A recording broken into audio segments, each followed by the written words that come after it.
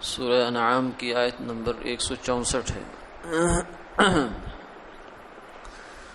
اعوذ باللہ من الشیطان الرجیم، بسم اللہ الرحمن الرحیم۔ قل اغیر اللہ ابغی ربا وهو رب كل شيء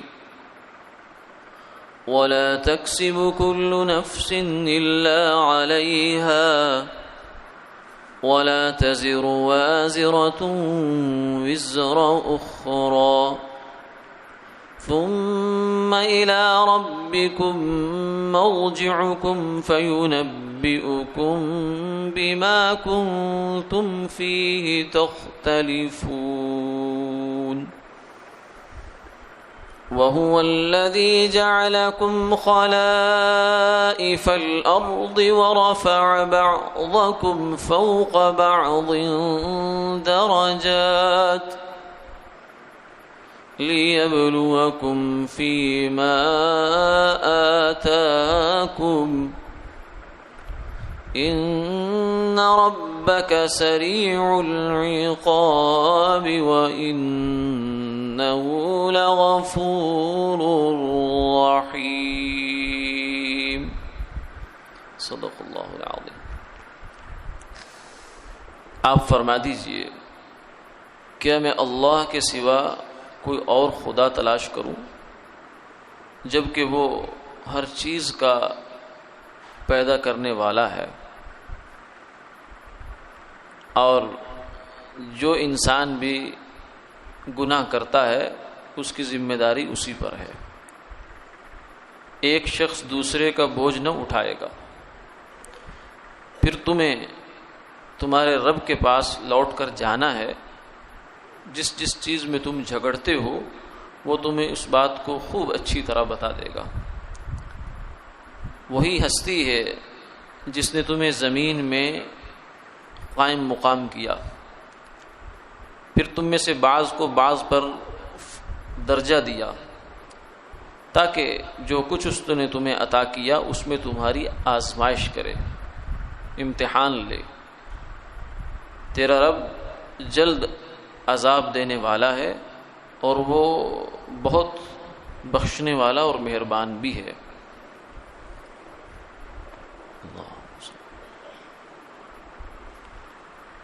مشرکین مکہ بسا اوقات مسلمانوں سے یہ کہتے تھے کہ تم لوگ ہمارے مذہب میں آ جاؤ، ہم تمہارے سارے گناہ اپنے ذمہ لے لیتے ہیں، اگر تمہیں کوئی گناہ ہوگا تو وہ ہماری ذمہ داری۔ تو اس آیت مبارکہ میں اس کا جواب بھی ہے، اور اس کا جو ابتدائی حصہ ہے اس کے اندر بڑے عجیب انداز میں اللہ کی توحید اور وحدانیت کا بیان ہے۔ فرمایا کہ تم مجھے کہ یہ کہتے ہو کہ میں کوئی اور خدا تلاش کروں، وَهُوَ رَبُّ كُلِّ شَيْءٍ، اس لیے کہ اگر اور خدا ہو تو اس کی کوئی کائنات بھی ہوگی، اس نے کچھ بنایا بھی ہوگا، وہ کسی چیز کا خالق بھی ہوگا، مالک بھی ہوگا، رازق بھی ہوگا، مدبر بھی ہوگا، متصرف بھی ہوگا، لیکن میں تو جہاں دیکھتا ہوں اسی ایک خدا کی خدائی نظر آتی ہے، دوسرا تو نظر نہیں آتا، تو میں کیسے مان لوں دوسرے خدا کو؟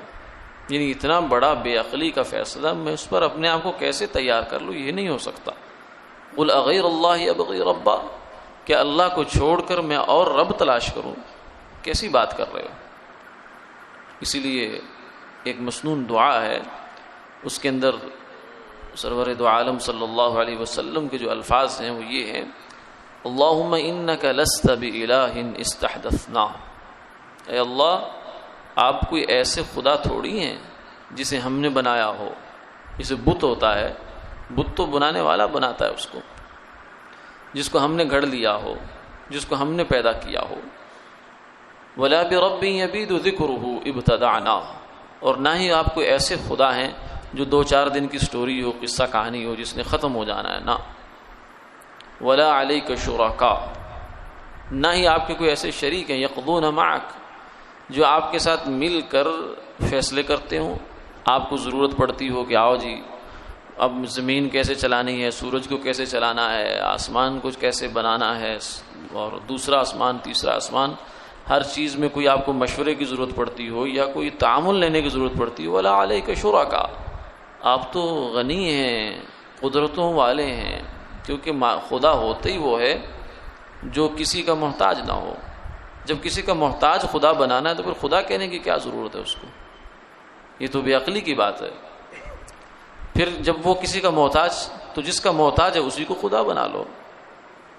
تو اس لیے خدا کی تعریف میں یہ بات شامل ہے، گویا کہ حقیقت یہ ہے کہ جو کسی کا محتاج نہیں ہے سب اس کے محتاج ہیں.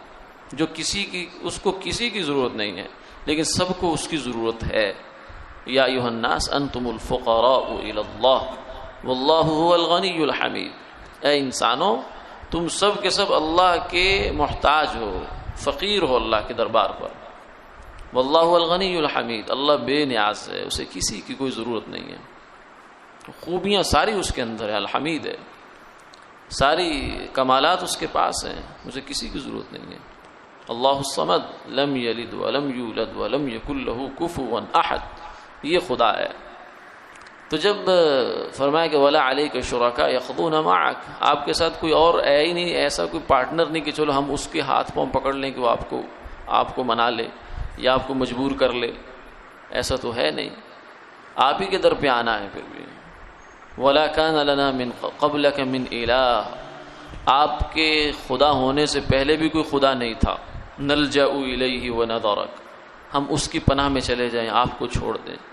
ولا اعانک علی خلقنا احد فنشرکہ فیک، اور نہ ہی ہمارے پیدا کرنے میں آپ کا کسی نے تعاون کیا کہ چلو ہم کہیں اس نے آپ کے ساتھ چونکہ آڑے وقت میں تعاون کیا تھا آج آپ اس کی بات مانیں گے. ایسا بھی کچھ نہیں ہے، کیونکہ جب انسان کے کسی آڑے وقت میں کوئی کام آتا ہے تو آدمی جو صاحب مروت آدمی ہوتا ہے، شریف آدمی ہوتا ہے، وہ اس کا احسان یاد رکھتا ہے اور پھر اس احسان کی بنیاد پہ اس سے وہ اگر کچھ مانگتا ہے، کوئی ڈیمانڈ کرتا ہے تو اس کو پوری کرنے کی پوری کوشش کرتا ہے. کہتے ہیں اس نے میرے ساتھ آڑے وقت میں کام آیا تھا میرے. تو ایسا بھی کوئی نہیں ہے ہمارے پیدا کرنے میں کسی نے آپ کا تعاون کیا ہو ہم اسے آپ کا شریک بنا لیں، ایسا بھی کوئی نہیں ہے، کوئی ہے ہی نہیں. قل اغیر اللہ ابغی ربا، کیا خدا کو چھوڑ کے میں رب تلاش کروں؟ تم دکھاؤ تو صحیح مجھے ہے کہاں. وہو رب کل شیء، وہ تو ہر چیز کا خدا ہے. آگے فرمایا جو تم یہ کہتے ہو کہ آؤ ہم اپنے سر پہ گناہ لے لیتے ہیں تمہارے، یہ عجیب بات ہے. کیوں؟ اس لیے کہ اللہ کے دربار میں یہ بات نہیں چلتی، دنیا میں بھی نہیں چلتی. لیکن دنیا میں چلو پھر بھی کوئی فیک سٹوری بن سکتی ہے. مثلا ایک بندے نے قتل کیا، اب دوسرا بندہ کہتا ہے یار کسی وجہ سے بھی، اب وہ ہو نہیں سکتا لیکن فرض کریں، فرض کرنے میں کیا حرج ہے. کوئی بندہ کہہ سکتا ہے چلو میں جا کر اقرار کرتا ہوں عدالت میں کہ یہ قتل میں نے کیا ہے، یہ جھوٹا ہے، اس کو پھنسایا گیا ہے، اس کو چھوڑا جائے، مجھے اس کی جگہ پھانسی لگایا جائے. تو ممکن ہے، ہو سکتا ہے یہ کام، عدالت کرے نہ کرے لیکن ایسا ممکن ہے کوئی پیش کر دے اپنے آپ کو. لیکن اللہ کے دربار میں یہ نہیں چلے گا. کیوں؟ اس لیے کہ عدالت تو ظاہر پہ فیصلہ کرتی ہے، دنیا کی عدالت. اسے کیا خبر کہ حقیقت میں قاتل کون ہے؟ وہ تو جو اقرار کرے گا وہ سمجھے گی یہی قاتل ہے. لیکن اللہ کے ہاں تو یہ بات نہیں ہے. ان اللہ علیم بذات الصدور، وہ تو سینے کے رازوں سے واقف ہے. وہ تو کام کرنے سے پہلے جو ارادہ اٹھتا ہے اس ارادے کی تہ میں جو خواہش ہوتی ہے اس سے بھی واقف ہے. تو وہ تو علیم بذات الصدور ہے، اسے کہاں ضرورت ہے اس بات کی. اس لیے اس کے دربار میں یہ بات نہیں چلے گی. ایک بات تو یہ ہوئی. دوسری بات یہ کہ آخرت کے معاملے میں یہاں تو چاہے آپ 10 دفعہ دعویٰ کریں گے میں آپ کا بوجھ اٹھا لوں گا، میں ذمہ داری لے لیتا ہوں، تم یہ کام کر گزرو، آخرت کو میں دیکھوں گا، یہ سب طفل تسلیاں ہیں، یہ جھوٹے دعوے ہیں، خوش فہمیاں ہیں. وہاں کوئی کسی کے کام نہیں آئے گا.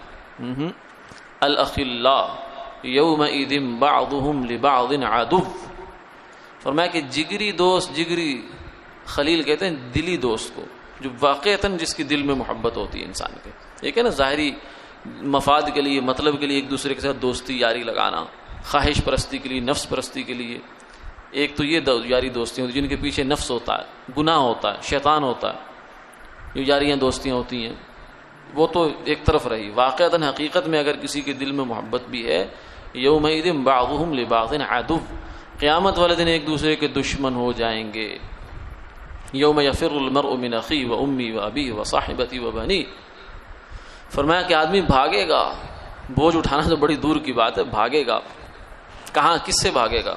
دشمن سے نہیں، اپنے باپ سے، اپنی ماں سے، اپنی اولاد سے، اپنی سگی اولاد سے، اپنی بیوی سے، اپنے قبیلے سے. اور یہ خواہش کرے گا، یود المجرم لو یفتدی من عذاب یومئذ ببنیہ وصاحبتہ واخیہ وفصیلتہ التی تؤوی ومن فی الارض جمیعا ثم ینجی. وہ یہ خواہش کرے گا کہ یہ نہیں صرف بھاگ رہا ہے ان سے، جان نہیں چھڑا رہا، بلکہ یہ چاہتا ہے کہ جو میرے اوپر تکلیف آ رہی ہے، میرے لیے جہنم کا جو فیصلہ ہوا ہے، مجھے چھوڑا جائے. میری جگہ میری ماں، میری جگہ میرا باپ، میری جگہ میری اولاد، میری جگہ میری بیوی، میری جگہ میرا پورا قبیلہ، پوری زمین کے، روئے زمین کے سارے انسان آدم علیہ السلام سے لے کر قیامت تک، سب کو میری جگہ دھر لو، مجھے چھوڑ دو بس. کرنا یہ نہیں ہو سکتا، یہ تو ہو نہیں سکتا نا، قیامت ہے یہ. اب یہ دنیا کا نظام تھوڑی ہے کہ جہاں کرے کوئی بھرے کوئی، نہ لا تزر وازرۃ وزر اخرى، یہاں کوئی کسی کا بوجھ نہیں اٹھا سکتا، یہاں اپنے اپنے بوجھ ہیں.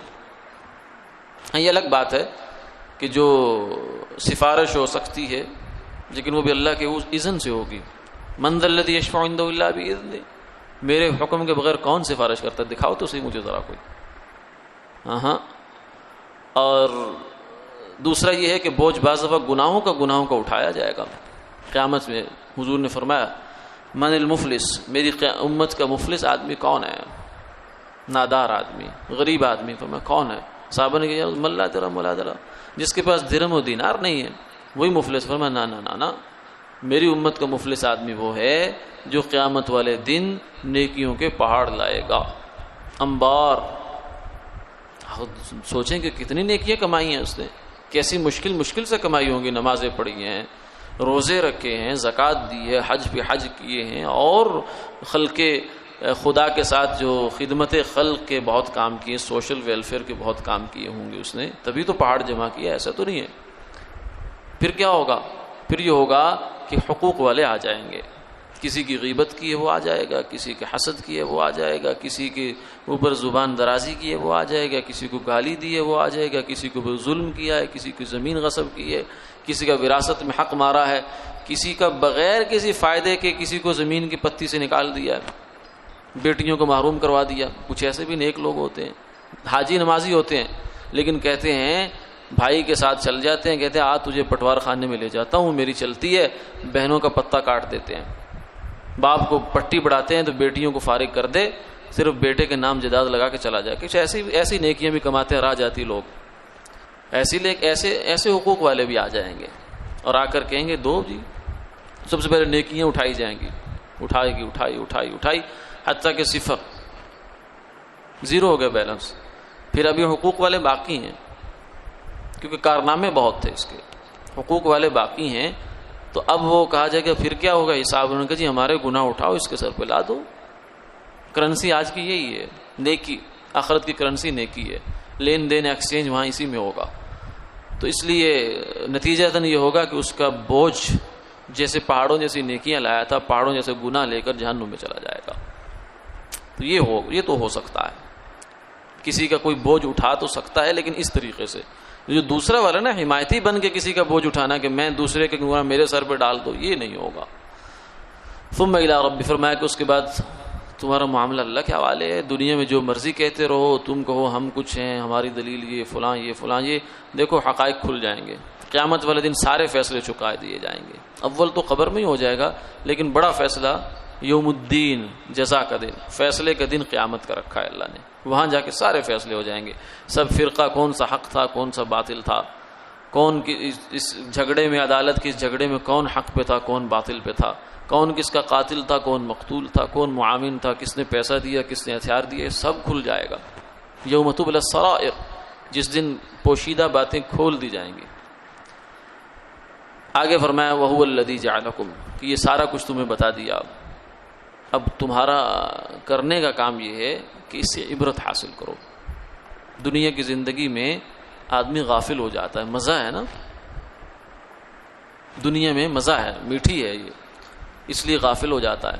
سب سنتا ہے، مانتا ہے، جانتا ہے موت آئے گی، قبر بھی ہے، حشر بھی ہے، نشر بھی ہے، کہتے ہیں کیا کریں، نماز پڑھنی چاہیے، ہاں پتہ ہے مجھے، نہیں پڑھیں گے قبر میں سانپ آتے ہیں، کیا کریں، غفلت ہے، غفلت، نشہ آ جاتا ہے نا دنیا کا. تو اس نشے کو توڑنا ہے. اس کے لیے ایک عبرت کی آنکھ بھی ہے، اس سے بھی نشہ ٹوٹتا ہے انسان کا.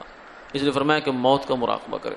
جو کہتا ہے نا میرے سے گناہ نہیں چھوٹ رہے، میں چاہتا ہوں نیک ہو جاؤں لیکن بن نہیں رہا، تو جب رات کو بستر پہ جائے نا تو تھوڑی دیر کے لیے آنکھیں بند کر کے یہ سوچے کہ فرشتے آ گئے ہیں، اب میری کیا حالت ہے اس وقت اس کرنٹ جس سچویشن اور میرا سٹیٹس کیا ہے، کیا میں اس وقت جانے کے لیے تیار ہوں؟ فرشتے اگر ابھی آ جاتے ہیں، اچھا جی فرشتے آ گئے، میری روح نکال لی، اب کیا ہو رہا ہے پیچھے؟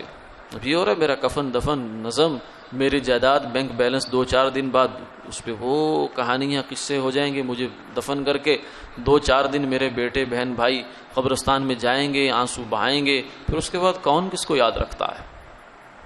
کون رکھ سکتا ہے؟ پوتا پوچھتا ہے باپ سے دادا کی قبر کہاں ہے؟ باپ کہتا ہے بیٹا یہیں کہیں تھی، پچھلے سال تو آئے تھے تو نظر آ رہی تھی، اس سال کوئی علامت اس کی نظر نہیں آ رہی.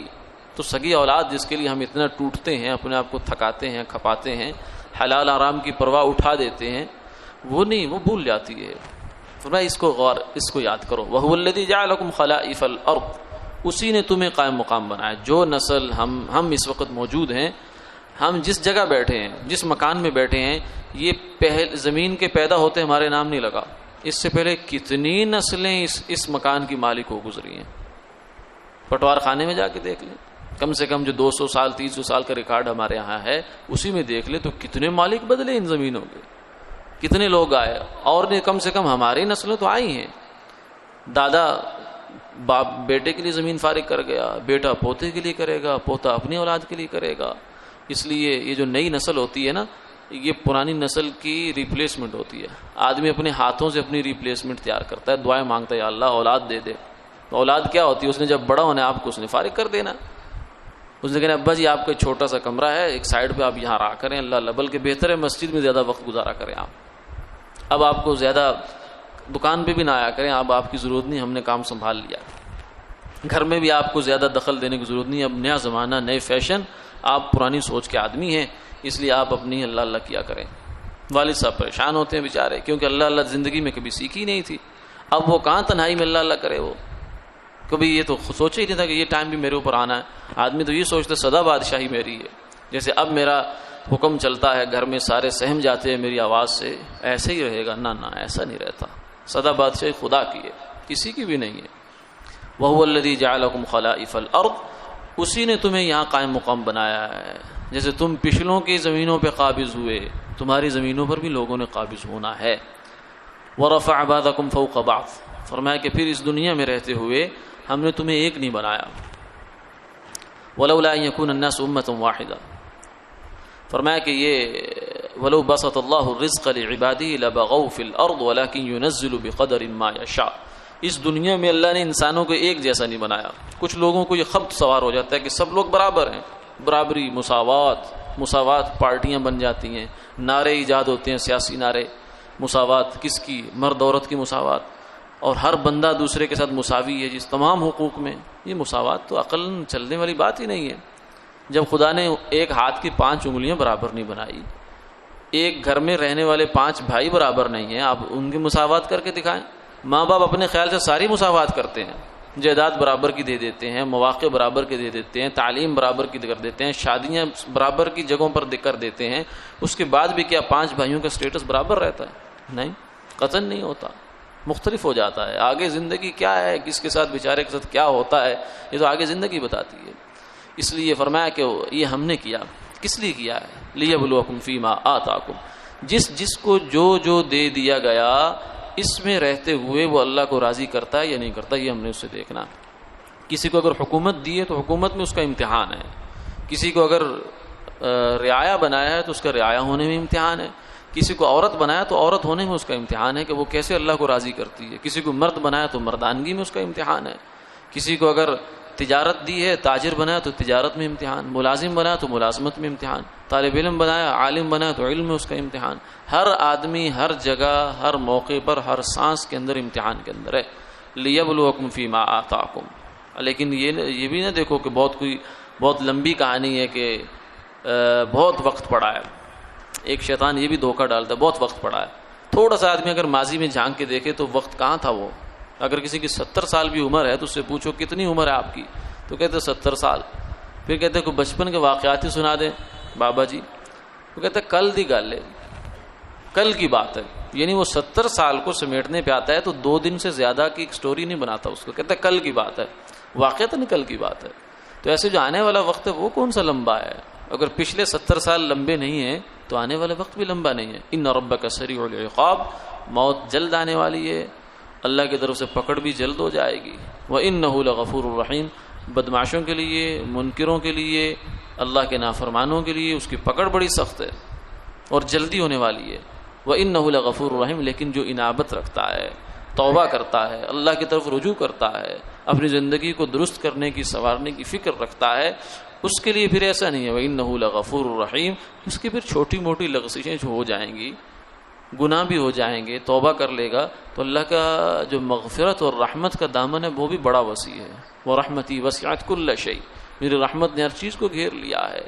بشرطے کہ آدمی کچھ اپنی کچھ نیت تو دکھائے، کچھ سنجیدگی تو دکھائے کہ مجھے اللہ کی رحمت چاہیے. یعنی توبہ کرے، پھر ٹوٹ جائے پھر کر لے، اللہ کے راستے پہ اٹھتا رہے، گرتا رہے، چلتا رہے.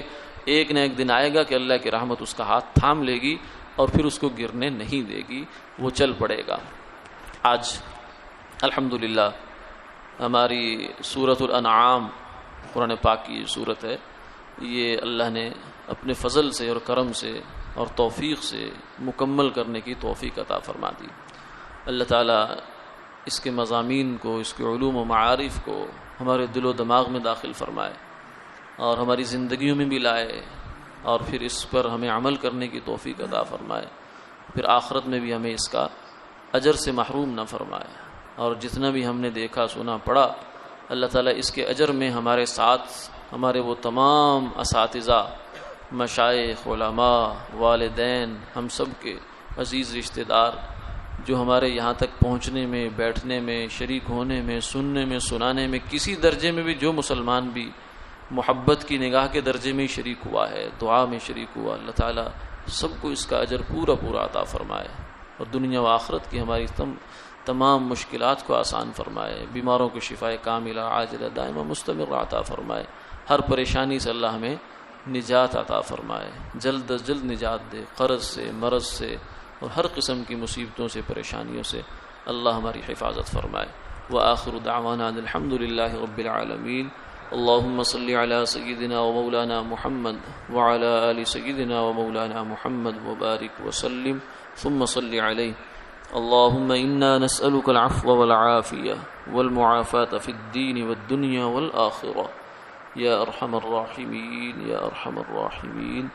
یا اللہ قرآن پاک کی سورت کی تکمیل کو اپنی بارگاہ میں قبول فرما. یا اللہ اس سلسلے مبارک سلسلے کو یا اللہ قائم و دائم فرما اور پائے تکمیل تک پہنچا. یا اللہ ہمارے آنے کو، بیٹھنے کو، شریک ہونے کو، یا اللہ اس محبتوں کو اپنی بارگاہ میں شیان شان قبول فرما. یا اللہ قرآن پاک کو ہمارے دلوں کا نور بنا، ہمارے آنکھوں کی ٹھنڈک بنا. یا اللہ ہمارے جسموں کا زیور بنا، ہمارے عمل کی زینت بنا. یا اللہ جتنے بھی مسلمان دنیا سے رخصت ہوئے، یا اللہ سب کی قبروں کو نور سے منور فرما، سب کی روحوں کو اس کا ثواب پہنچا. یا اللہ بیماروں کو شفائے کاملہ عاجلہ دائمہ مستمر عطا فرما. گھروں میں بیمار ہیں، پریشان حال ہیں، بہن بھائی ہیں، ماں باپ ہیں، اولاد ہیں، طرح طرح کے مسائل کا شکار ہیں. یا اللہ سب کو پریشانیوں سے، مصیبتوں سے، دکھوں سے نجات عطا فرما. یا اللہ ہم سب کی بخشش فرما. یا اللہ پریشان حالوں کی پریشانیاں ختم فرما. یا اللہ مقروضوں کے قرضوں کی ادائیگی کی صورتیں پیدا فرما. یا اللہ ہمارے معاشی حالات، معاشرتی حالات، معاشی الجھنیں، معاشرتی الجھنیں سب کو سلجھا دے. یا اللہ سب کو سلجھاؤ، آپ کے پاس ہے، ہم کچھ نہیں کر سکتے، ہمارے پاس کچھ بھی نہیں ہے، ہمارے پاس ہمارا اپنا اختیار نہیں. یا اللہ ہم دوسرے پر کیا اختیار رکھیں گے. یا اللہ آپ کے ہاتھ میں سب کچھ ہے. بیدک الامر، آپ کے ہاتھ میں تمام معاملہ ہے یا اللہ، ہر معاملہ آپ کے قبض قدرت میں ہے اللہ، آپ اپنی قبض قدرت سے اپنی رحمت سے اس کو سلجھا دیجئے یا اللہ۔ نبی پاک صلی اللہ علیہ وسلم کی محبت ہمارے دلوں میں پیوست فرما دیجئے یا اللہ۔ حرمین شریفین کی مقبول حاضری ہر مسلمان کو بار بار نصیب فرما دیجئے یا اللہ۔ جنت البقیع کا ٹھکانہ نصیب فرما دیجئے یا اللہ۔ حضور صلی اللہ علیہ وسلم کی شفاعت کا پروانہ نصیب فرما دیجئے یا اللہ۔